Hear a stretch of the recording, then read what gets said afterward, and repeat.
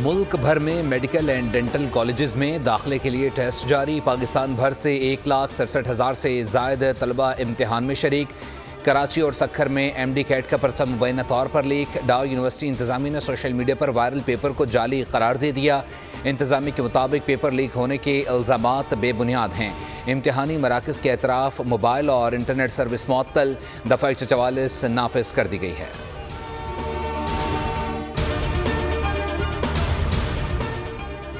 कर्ज कैसे उतारा जाएगा, हुकूमत का प्लान सामने आ गया। वफाकी हुकूमत का इजाफी कर्जों पर मुल्क के इन्हिसार को कम करने का फैसला। वज़ारत ख़ज़ाना का कहना है कि हुकूमत बैक वक्त कर्जों की अदायगी की सलाहियत पैदा करेगी। बचत बढ़ाने के लिए कौमी बचत स्कीमों में बेहतरी लाई जाएगी। रीफाइनेंसिंग और शरह सूद के ख़तरात को कम करने के इक़दाम किए जाएंगे।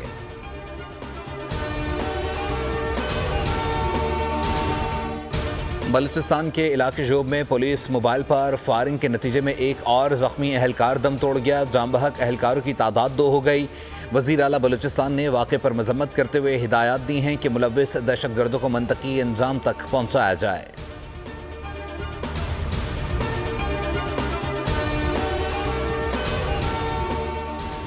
लबनान इसराइल कशीदगी शिद्दत इख्तियार कर गई। इसराइल की जानिब से लबनान पर 400 से ज़ायद रॉकेट हमले का दावा। इसराइल ने लबनान में 290 अहदाफ को निशाना बनाया। हमले में 31 शहरी लुक़मा अजल बने। जवाब में हिजबुल्लाह का इसराइल के शुमाली इलाके पर हमला। अरब मीडिया रिपोर्ट्स के मुताबिक हिजबुल्लाह के 90 रॉकेट्स ने सरहद के अंदर 50 किलोमीटर तक इलाके में अहदाफ को निशाना बनाया।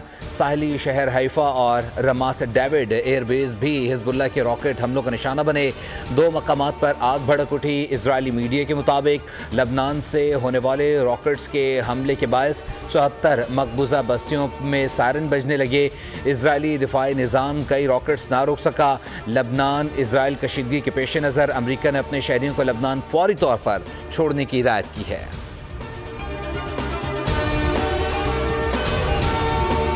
मुल्क भर में डेंगू आउट ऑफ कंट्रोल हो गया। रावलपिंडी में गुज़िश्ता 24 घंटों के दौरान 73 अफराद में डेंगू वायरस की तस्दीक। मुतासरा मरीजों की तादाद 672 तक जा पहुंची।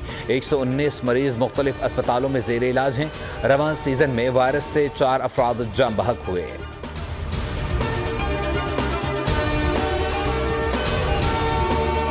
और डाइवो एक्सप्रेस का एक और वादा पूरा। इलेक्ट्रिक व्हीकल बस का इफ्तिताह। Chairman Daewoo express Shahryar Chishti कहते हैं माहौलियाती तहफ़्फ़ुज़ के हवाले से ये अहम इक़दाम है। डाइवो के इलेक्ट्रिक व्हीकल बस का मकसद जदीद ट्रांसपोर्ट टेक्नोलॉजी को अपनाना है। पाकिस्तान में पहली EV पर मबनी इंटरसिटी बस सर्विस पहले ही अवामी सहूलियात में अपनी मिसाल आप है। सब्सक्राइब करें और बेल दबाएं ताकि कोई खबर रह न जाए।